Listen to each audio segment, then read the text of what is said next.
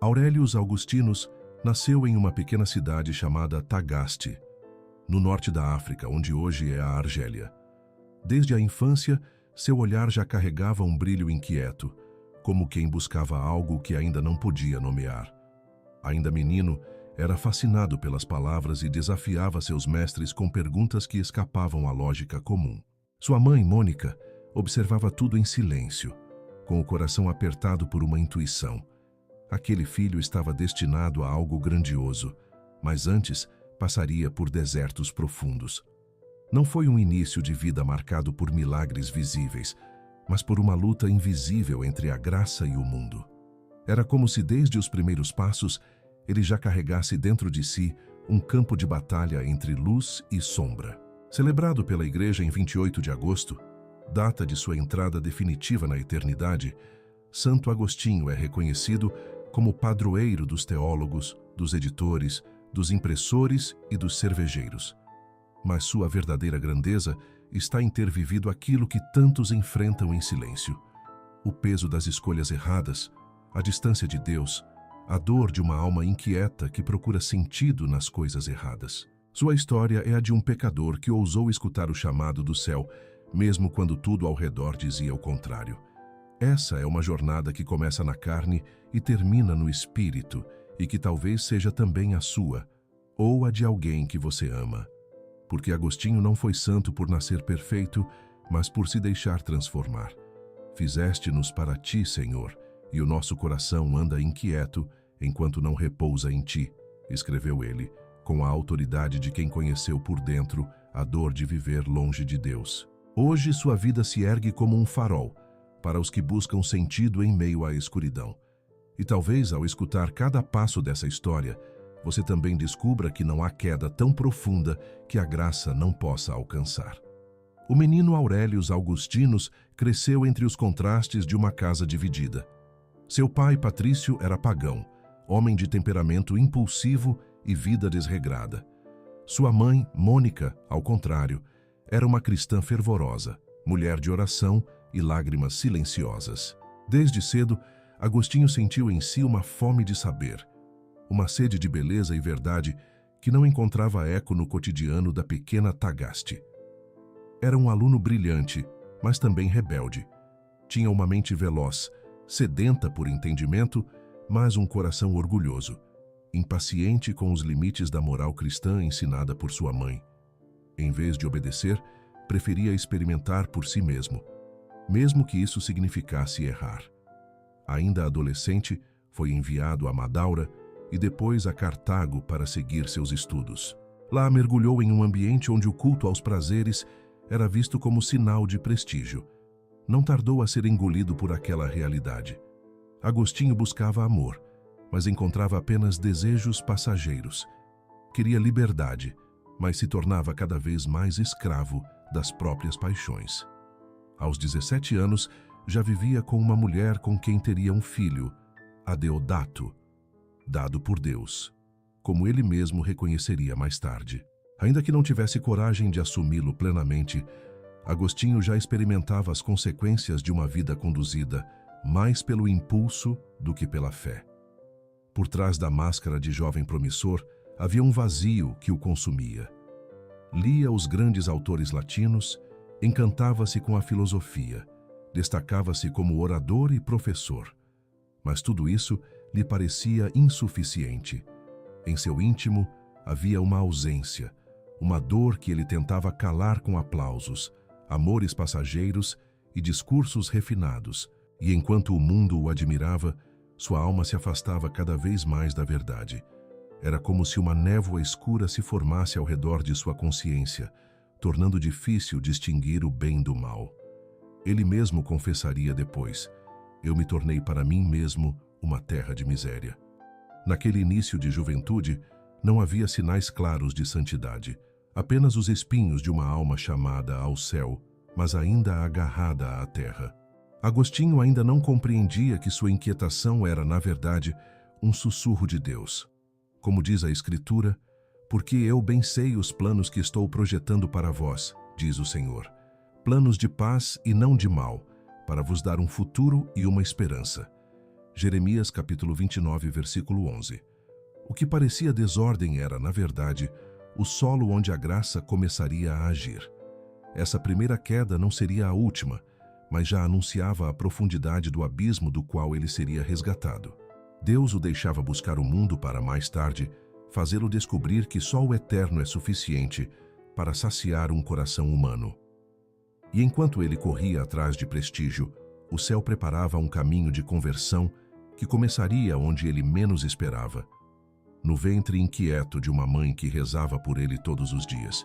Enquanto Agostinho se perdia em prazeres e filosofias que prometiam liberdade, mas entregavam escravidão, havia alguém que o acompanhava de joelhos. Mônica, sua mãe, via cada desvio do filho como uma espada atravessando sua alma. Não o confrontava com gritos, mas com súplicas silenciosas, oferecendo sua dor a Deus como um sacrifício contínuo. A cada notícia de que Agostinho aderira a uma nova seita, como o maniqueísmo, ou a cada carta que revelava sua arrogância crescente, Mônica dobrava os joelhos e chorava. Ela acreditava que nenhuma alma está perdida quando é entregue ao amor de Deus com perseverança. Certa vez, em meio ao desespero, procurou um bispo e implorou: "Interceda por meu filho." Mas o bispo, conhecedor das inquietações do jovem, respondeu com palavras que ecoariam para sempre: "Vai, mulher, e continua a rezar. É impossível que se perca o filho de tantas lágrimas." Aquelas palavras não foram um consolo piedoso, mas uma profecia de salvação. Mônica passou anos sendo rejeitada pelo próprio filho. Agostinho zombava da fé dela, considerava sua piedade uma forma de ignorância, e mesmo assim ela permanecia. Não como quem desiste da batalha, mas como quem confia que o tempo de Deus é diferente do nosso. Em suas viagens, Mônica o seguia de longe, como quem persegue a última luz no fim de um túnel. Quando Agostinho decidiu partir para Roma e enganou sua mãe para embarcar sem ela, Mônica chorou inconsolável no porto. Mas não amaldiçoou, não gritou, não desistiu. Apenas entregou a Deus aquilo que já não podia controlar com as mãos. O amor que sente uma mãe por seu filho é uma chama que não se apaga com a distância ou com as ofensas. E Mônica carregava essa chama como uma vela acesa diante do altar da misericórdia. As Escrituras dizem: "Clama a mim, e responder-te-ei, e anunciar-te-ei coisas grandes e firmes que não sabes." Jeremias capítulo 33, versículo 3. Mônica não sabia quando nem como o filho seria tocado, mas tinha certeza de que Deus escutava. E enquanto o coração de Agostinho se endurecia sob o peso do orgulho, o coração de sua mãe se tornava cada vez mais semelhante ao do crucificado, capaz de amar até os que o ferem. Cada lágrima sua era uma prece, cada silêncio, uma intercessão, cada dor, uma oferenda. Agostinho, anos depois, reconheceria que sua conversão começou muito antes do momento em que se voltou a Deus. Começou na constância de uma mãe que jamais deixou de acreditar. Quando ele ainda estava distante, o céu já o chamava pelo nome, através da fé de uma mulher que fez de sua vida uma oração viva. E talvez, neste momento, essa história esteja falando com você, que também espera pela volta de alguém. Não desista. Deus nunca ignora as lágrimas que nascem do amor verdadeiro. Sedento de respostas e incomodado pelas contradições internas de sua alma, Agostinho se lançou com entusiasmo no estudo das filosofias da época. Era um homem dividido. Buscava a verdade com intensidade, mas recusava-se a aceitar qualquer caminho que exigisse renúncia. Foi nesse contexto que se entregou ao maniqueísmo, doutrina que prometia resolver o mistério do bem e do mal com explicações racionais e sedutoras. Durante quase 10 anos, viveu mergulhado nessa seita, convencido de que havia finalmente encontrado uma visão de mundo compatível com sua lógica aguçada e sua vida desregrada. Mas por trás do fascínio intelectual, escondia-se um coração cansado. A promessa de entendimento absoluto que o maniqueísmo fazia começou a ruir à medida que suas perguntas mais profundas permaneciam sem resposta. Por que o mal? Por que a fraqueza humana? Por que o vazio interior, mesmo quando tudo parecia estar indo bem? Agostinho, cada vez mais inquieto, se decepcionava com os líderes dessa doutrina. Quando conheceu Fausto, o mais renomado pregador maniqueísta, esperava ser iluminado, mas encontrou apenas discursos superficiais. Aquilo que parecia grandioso revelou-se um castelo de areia, e seu coração, faminto de sentido, começou a perceber que a verdadeira luz não podia nascer de homens incoerentes com aquilo que pregavam. Desiludido com o maniqueísmo, Agostinho se aproximou das correntes filosóficas neoplatônicas. Encontrou nelas uma beleza conceitual que o encantou. Falavam da unidade, da elevação da alma, da busca pelo bem. Mas algo ainda lhe faltava. As ideias pareciam puras, mas não ofereciam um salvador. Não havia cruz, não havia perdão, não havia carne redimida. Tudo era muito elevado e, ao mesmo tempo, distante demais de sua realidade de homem ferido e pecador. Era como subir uma montanha cujos picos permanecem escondidos nas nuvens. Ele via a beleza da criação, mas não via o rosto de quem a criou. Foi nesse momento que a sede pela verdade começou a amadurecer em dor. Agostinho reconhecia que a razão não bastava. Precisava de uma luz que descesse até sua escuridão, não apenas de uma escada que apontasse para o alto. Escrevendo mais tarde, confessaria: "Tarde te amei, ó beleza tão antiga e tão nova." Ele começava a perceber que a verdade que procurava não era uma ideia, mas uma pessoa. E essa revelação, embora ainda distante, começou a abalar as fundações de sua alma. As Escrituras dizem: "Confia no Senhor de todo o teu coração e não te estribes no teu próprio entendimento. Reconhece-o em todos os teus caminhos, e ele endireitará as tuas veredas." Provérbios capítulo 3, versículos de 5 a 6. Agostinho ainda resistia, mas já intuía que a resposta não viria apenas de si mesmo. Seu orgulho começava a ceder. A fé, que antes desprezava como coisa de gente simples, agora se insinuava em seu espírito como a única estrada segura num mundo cheio de promessas vazias. Era o início de um colapso interior necessário, um ponto de virada silencioso que preparava a alma para ser transformada. Na primavera de sua alma, quando tudo parecia ainda cercado por brumas de dúvida e contradição, Agostinho se viu diante de uma experiência que mudaria seu destino. Estava no jardim da casa onde morava em Milão. O dia era comum, mas o coração não. Levava consigo o peso de anos em conflito, entre o desejo de mudar e o medo de perder tudo aquilo que o ligava ao mundo. Suas lágrimas escorriam sem controle. Sentia-se miserável, dilacerado entre dois amores: o amor de Deus, que o chamava com força cada vez maior, e o amor pelos prazeres que ainda o prendiam como correntes invisíveis. Foi então que, em meio ao choro, ouviu uma voz infantil que dizia repetidamente: "Tole lege, tole lege. Toma e lê, toma e lê." Não era um chamado comum. Aquelas palavras atravessaram seu peito como um raio de luz atravessa a noite mais escura. Obedeceu sem hesitar. Pegou as escrituras que estavam por perto, abriu-as ao acaso, e seus olhos pousaram na carta do apóstolo Paulo aos Romanos. "Andemos honestamente como de dia, não em orgias e bebedeiras, não em imoralidades e depravações, não em contendas e ciúmes. Ao contrário, revesti-vos do Senhor Jesus Cristo e não vos preocupeis em satisfazer os desejos da carne." Carta aos Romanos, capítulo 13, versículos de 13 a 14. Foi como se Deus tivesse respondido pessoalmente à sua alma. Não era mais uma doutrina. Era um encontro. Não era uma ideia a ser compreendida, mas uma presença que pedia rendição. Naquele momento, Agostinho não apenas entendeu que precisava mudar, ele finalmente quis mudar. O homem velho, moldado por anos de vaidade e pecado, começava a morrer. E a semente de um novo Agostinho brotava da terra fértil de seu arrependimento sincero. Esse instante de rendição não foi acompanhado por trovões ou luzes celestiais. Foi silencioso, íntimo e transformador.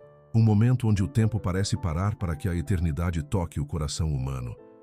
Agostinho havia lido tantas coisas em sua vida, tantas obras, tantos mestres, tantas filosofias, mas nenhuma linha o havia atingido como aquelas palavras do apóstolo: Não era apenas o fim de uma busca intelectual, era o início de uma entrega total. Essa cena no jardim é uma das mais poderosas da história da Igreja, porque revela como Deus age, com discrição, com ternura, mas com força irresistível. Como está escrito: eis que estou à porta e bato. Se alguém ouvir a minha voz e abrir a porta, entrarei em sua casa e cearei com ele, e ele comigo. Apocalipse, capítulo 3, versículo 20. Agostinho abriu, e o banquete da graça começou a ser servido. Não seria fácil. A estrada ainda teria pedras, mas algo nele havia mudado para sempre. Agora ele sabia a quem pertencia, e nada mais, neste mundo, seria capaz de preencher o espaço reservado a esse amor. Pouco tempo depois da experiência no jardim, Agostinho tomou uma decisão que selaria o renascimento de sua alma. Pediu o batismo. A inquietação que o acompanhava desde a juventude deu lugar a um silêncio cheio de paz. Era a entrega que ele havia resistido por anos. Era a resposta ao choro de sua mãe, a busca de seu coração, a voz de Deus que tanto insistira. Ele não queria mais metade de Cristo. Queria ser inteiramente dele, ao lado de seu amigo Alípio e de seu próprio filho Adeodato, que nascera de sua antiga união irregular. Agostinho se apresentou a Santo Ambrósio, bispo de Milão, pedindo para ser batizado. Na noite da vigília pascal, no ano de 387, desceu às águas, não como um intelectual orgulhoso, mas como uma criança que enfim se rende aos braços do Pai. Naquele momento, toda a sua história, com suas quedas e lágrimas, foi submersa na misericórdia. E ao emergir das águas, Agostinho já não era mais o mesmo. Recebia ali não apenas um rito, mas uma missão. Como está escrito: se alguém está em Cristo, é nova criatura.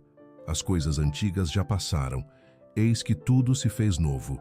Segunda carta aos Coríntios, capítulo 5, versículo 17.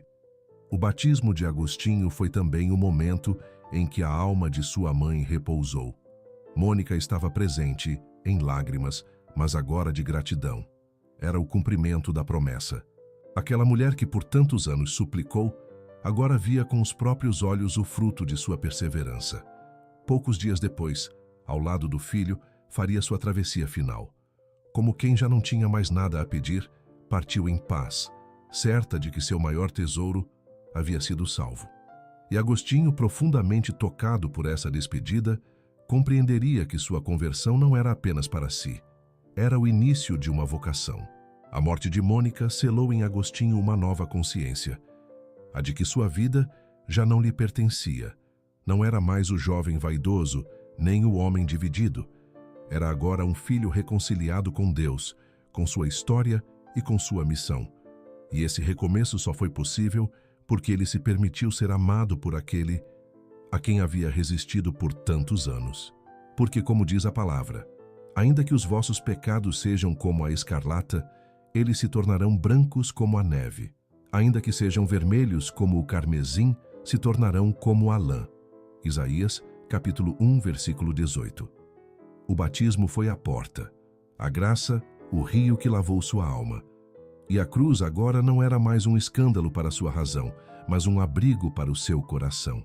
Ali começava a vida pública daquele que o mundo conheceria como Santo Agostinho, mas que diante de Deus jamais deixaria de ser o filho reencontrado. Agostinho regressou à África com o coração pacificado, mas ainda sem saber ao certo qual seria o próximo passo. Após a morte de sua mãe, retirou-se por um tempo em Cassicíaco e mais tarde, em sua terra natal, Tagaste, onde fundou uma pequena comunidade dedicada à oração, ao estudo das Escrituras e à vida fraterna. Vivia como leigo, em simplicidade e contemplação, sem ambições e sem planos para o futuro. Aquela era sua forma de agradecer a Deus, dedicar-se à busca da verdade com irmãos que partilhavam da mesma sede. Não imaginava que Deus, mais uma vez, o chamaria para algo maior. Em uma viagem à cidade portuária de Hipona, foi convidado a participar de uma celebração na igreja local. O bispo Valério, já idoso e sobrecarregado, procurava um auxiliar. A comunidade, Admirada com a sabedoria e o fervor de Agostinho, começou a aclamar por sua ordenação sacerdotal, ali mesmo, no meio da assembleia. Agostinho tentou resistir. Chorou. Implorou ao povo que reconsiderasse. Sentia-se indigno. Tinha medo de recair no orgulho do passado, mas não era mais o mesmo homem. A vontade de Deus agora era sua única bússola. E assim, quase contra sua vontade, foi ordenado sacerdote.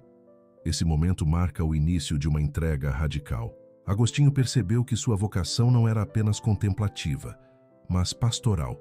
Passou a pregar com fervor, a cuidar dos pobres, a reconciliar os pecadores e a combater os erros doutrinários que ameaçavam a fé do povo. Com humildade, submeteu-se ao bispo Valério, que mais tarde o consagraria como seu sucessor. Agostinho, que um dia buscara aplausos como orador, agora falava para salvar almas. Não pregava para ser admirado, mas para que Cristo fosse conhecido. E cada palavra que dizia era fruto de oração, de lágrimas e de amor verdadeiro. Como diz a Escritura, apacenta os meus cordeiros, apacenta as minhas ovelhas. Evangelho segundo São João, capítulo 21, versículos de 15 a 17. Essa foi a missão que o Senhor confiou a Pedro e que séculos depois confiava também a Agostinho: cuidar das almas com zelo de pastor. E ele aceitou esse chamado com temor, mas também com coragem. Sabia que o preço seria alto, que as exigências seriam muitas, mas já não vivia para si. Sua vida era agora um altar, onde tudo era ofertado: seu tempo, sua inteligência, suas dores, sua história. Aquele que havia fugido da verdade, agora era seu defensor. Aquele que um dia desprezou a fé da mãe, agora a anunciava com ardor. Aquele que antes buscava o mundo, agora servia à igreja com paixão.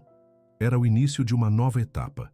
O sacerdote convertido, que conhecia as feridas do pecado e, por isso, se tornava um curador compassivo. Em Hipona, começava a florescer um pastoreio que marcaria para sempre os rumos da fé cristã. E o menino inquieto de Tagaste, agora homem transformado, passava a ser voz de Deus para um povo que ainda caminhava entre luzes e sombras. Assumir o episcopado em Hipona foi para Agostinho a coroação de um chamado que ele jamais teria escolhido por si mesmo. Era um tempo de grandes turbulências dentro e fora da igreja. Heresias como o donatismo e o pelagianismo ameaçavam a fé simples do povo. Muitos cristãos estavam confusos, divididos, sedentos de clareza. Agostinho, agora bispo, não fugiu ao combate, mas não o fez com agressividade. Combatia o erro, sim, com palavras firmes, doutrina sólida e caridade ardente, mas nunca com desprezo pelas pessoas. Para ele, corrigir era um ato de amor, e salvar uma alma valia mais do que vencer qualquer discussão. Agostinho falava ao povo com a autoridade de quem conhecia por dentro as seduções do mundo e as feridas da alma humana. Seus sermões não eram discursos frios, mas verdadeiros clamores de um coração inflamado por Deus. Ele não apenas ensinava a fé, ele a transmitia com vida. Era capaz de falar das coisas mais elevadas, com palavras acessíveis, alcançando o coração dos simples, sem perder a profundidade. Fazia da verdade um remédio e do altar um abrigo para todos os que vinham até ele, quebrados e confusos. Sabia que a caridade era a maior das verdades. Como pastor, também se fez defensor dos pobres e das viúvas. Protegia os mais frágeis da injustiça, intercedia junto aos governantes e cuidava para que a igreja fosse um reflexo visível da misericórdia de Deus. Sua vida era intensa, repleta de compromissos, mas cada ação estava mergulhada em oração. Ele nunca separou o estudo da doutrina da caridade concreta. Sabia que a fé sem obras é morta, como nos ensina a Escritura. Assim também a fé, se não tiver obras, é morta em si mesma. Carta de São Tiago, capítulo 2, versículo 17. Agostinho não apenas combateu os erros externos, sua verdadeira luta era interior. Escrevia, meditava e rezava constantemente para não se deixar enredar pelo orgulho, pelo aplauso ou pela vaidade, tentações que o haviam escravizado no passado. Sua força estava na consciência profunda de sua própria fraqueza. Era um bispo de joelhos, dependente da graça. Por isso sua palavra tinha peso. Vinha de um coração ferido e redimido, não de uma teoria aprendida nos livros. Durante décadas conduziu a igreja de Hipona com firmeza, ternura e sabedoria. Era ao mesmo tempo pai, mestre, intercessor e vigia. E quanto mais mergulhava na vida pastoral, mais entendia que o serviço ao rebanho era o caminho mais seguro para a santidade. O púlpito não era um trono, mas uma cruz, e Agostinho, já maduro na fé, abraçou essa cruz com amor e fidelidade até o fim. Em meio às responsabilidades como bispo, Agostinho encontrou na escrita um instrumento poderoso de evangelização e purificação interior. Sua pena era como uma oração que fluía da mente para o papel, mas que passava antes pelo coração.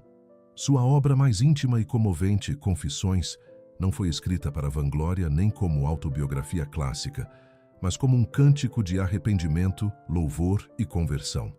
Página por página, ele expôs sua alma diante de Deus e do mundo. Não escondeu suas misérias nem mascarou suas lutas. Quis mostrar que a misericórdia pode reconstruir até as vidas mais dilaceradas. Confessarei como miserável o que fui, e cantarei como misericordioso foste comigo, escreve ele ao iniciar sua obra. Confissões é um espelho para quem busca redenção e um testemunho de que Deus age na história concreta de cada pessoa. Seu estilo não era o da exaltação do eu, mas da humilhação que glorifica a graça. Ele escrevia como quem chora, e ao mesmo tempo, como quem ama profundamente aquele que o esperou por tanto tempo. É um livro que não ensina apenas com palavras, mas com presença. Lê-lo é entrar num diálogo com Deus por meio de um coração arrependido e apaixonado. Mas sua produção não se restringiu à sua jornada pessoal. Agostinho dedicou-se também a escrever obras doutrinais e filosóficas de imensa profundidade. A Cidade de Deus, escrita em resposta à queda de Roma, é uma defesa da fé cristã contra as acusações pagãs. Ali, ele apresenta o contraste entre a cidade terrena, marcada pela soberba, e a cidade de Deus, edificada na humildade. Em cada linha, sua intenção era conduzir o leitor à eternidade. Ele não escrevia para impressionar, mas para salvar. E mesmo os textos mais teológicos nasciam de uma vida contemplativa e pastoral, enraizada na oração e na compaixão.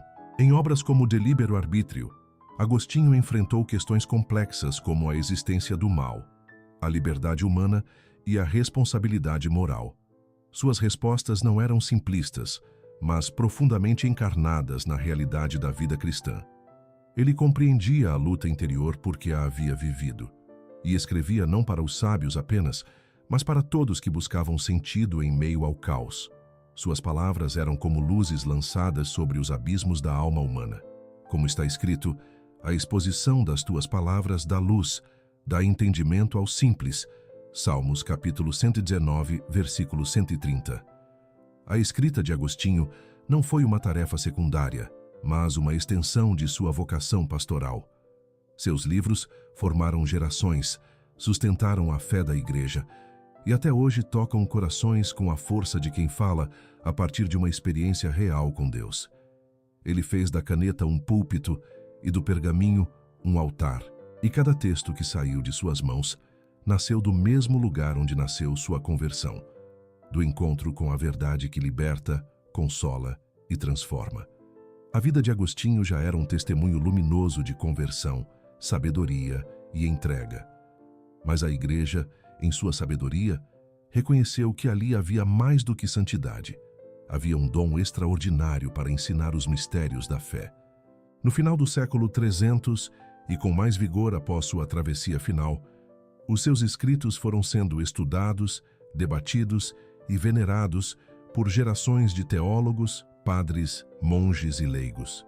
E no ano de 1298, o Papa Bonifácio VIII o declarou oficialmente como doutor da Igreja, título reservado aos mestres cujos ensinamentos atravessam os séculos como faróis para a fé. Entre todos os títulos que recebeu, um se tornou a marca de sua missão, Doutor da Graça, porque foi exatamente esse o centro de sua experiência e de sua pregação. Agostinho compreendeu, como poucos, que a salvação não é conquista humana, mas dom divino. Ele enfrentou com coragem a heresia pelagiana, que ensinava que o homem podia se salvar por seus próprios méritos. Agostinho respondeu com firmeza e ternura, mostrando que sem a graça, nada somos, não por pessimismo, mas por confiança radical na misericórdia. Ele sabia, por experiência própria, que o ser humano só se transforma quando se deixa alcançar pelo amor de Deus. A graça, para Agostinho, não era uma ideia abstrata, mas uma força viva que age no mais íntimo do coração. Ele mesmo dizia: "Dá-me o que ordenas, e ordena o que quiseres." Essa frase resume sua teologia. Deus exige santidade, mas é Ele quem capacita.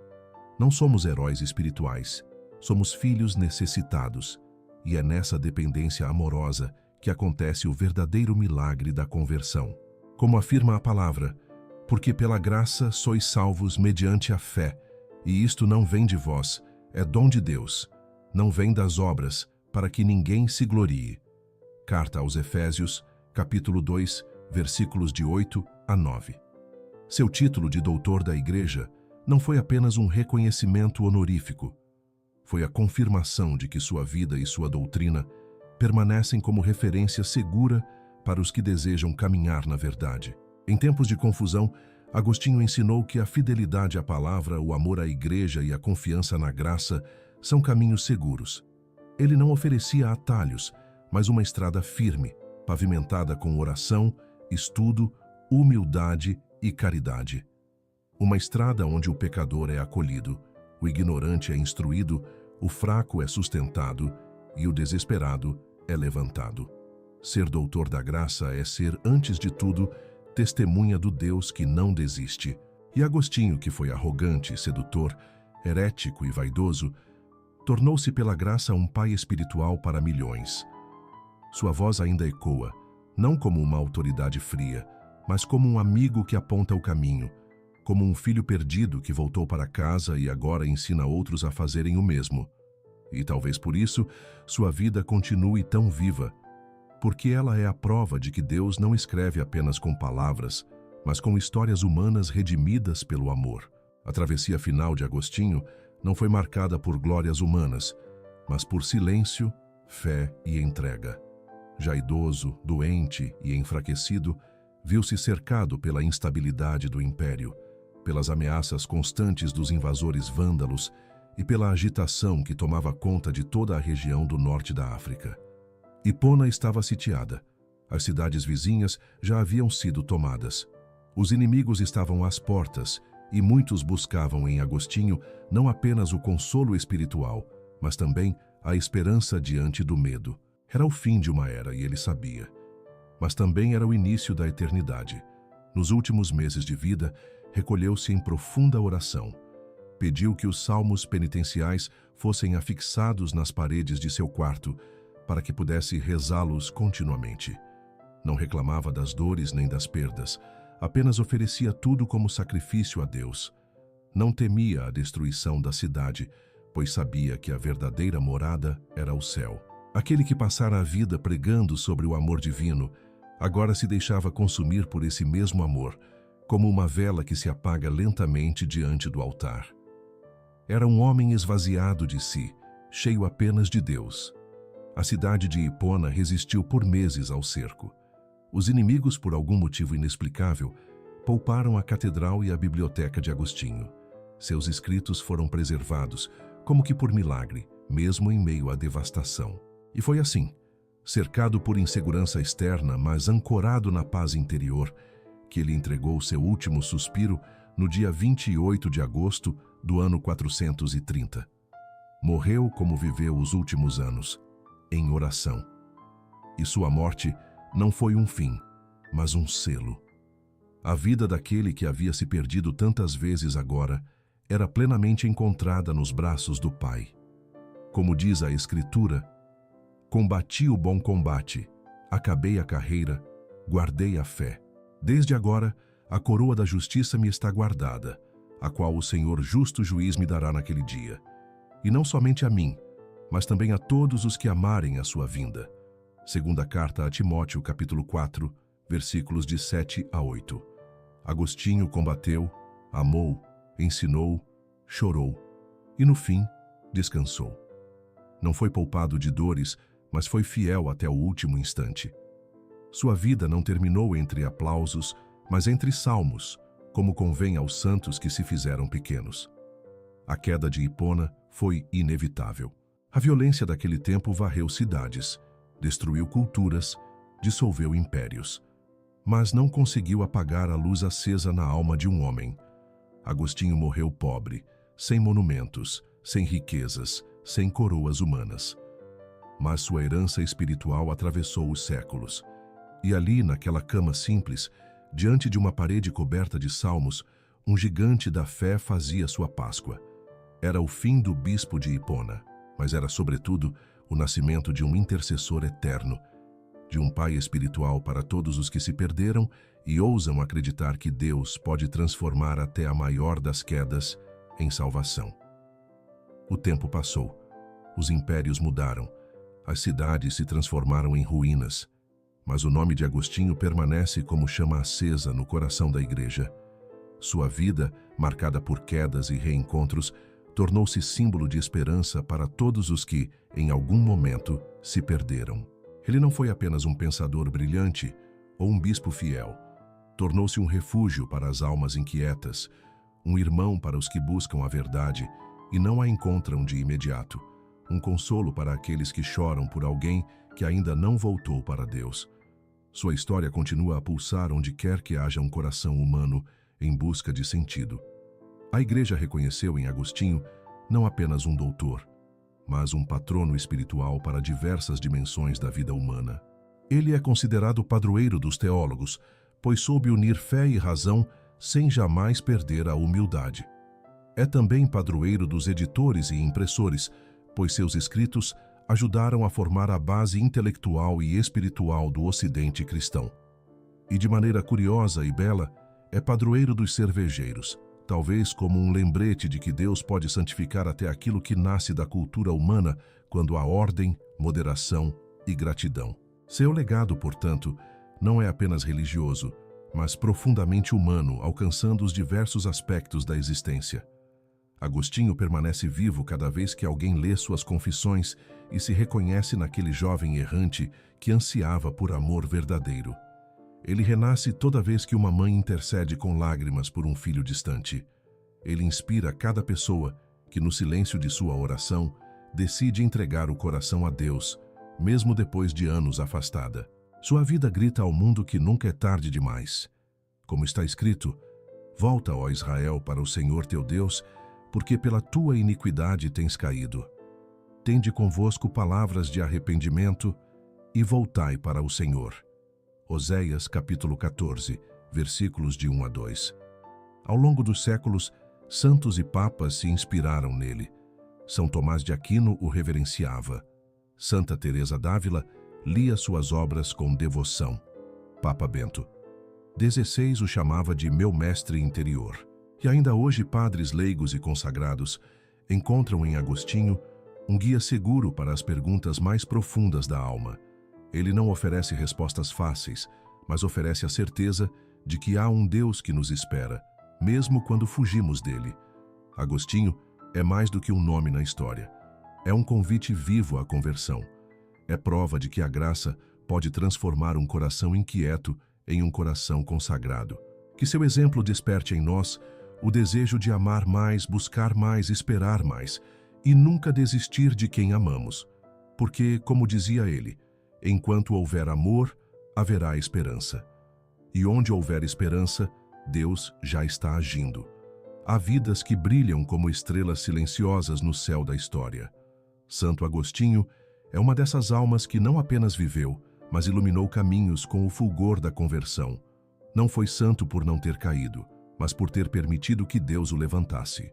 Sua trajetória é como um espelho para todos os que lutam, erram, choram e buscam, ainda que às cegas, um sentido maior. Ele nos ensina que não há abismo tão fundo que a graça de Deus não possa alcançar, nem ferida tão antiga que o amor do Pai não possa curar. Se você traz no coração o nome de alguém que ainda está distante da fé, um filho, uma filha, um esposo, uma neta, confie como Santa Mônica confiou. Coloque esse nome hoje nas mãos de Deus e, se quiser, escreva nos comentários. Vamos rezar juntos. Agostinho é prova viva de que orações de uma mãe, de um pai, de um coração fiel nunca se perdem. E se essa história tocou sua alma, compartilhe. Pode ser exatamente o que outra pessoa está esperando para voltar ao caminho da graça. Santo Agostinho, mestre da verdade e doutor da graça, interceda por nós. Ensina-nos a desejar as coisas do alto, a não temer a demora de Deus e a confiar, mesmo quando tudo parece sem sentido. Que sua vida nos inspire a viver com profundidade, a amar com coragem e a servir com humildade. E que nunca nos esqueçamos de que fomos feitos para Deus, e só nele o nosso coração encontrará descanso. Se esta história falou ao seu coração, curta, comente, compartilhe. Inscreva-se para continuar recebendo histórias que tocam, curam e transformam. Que Deus abençoe sua vida e que Santo Agostinho caminhe com você.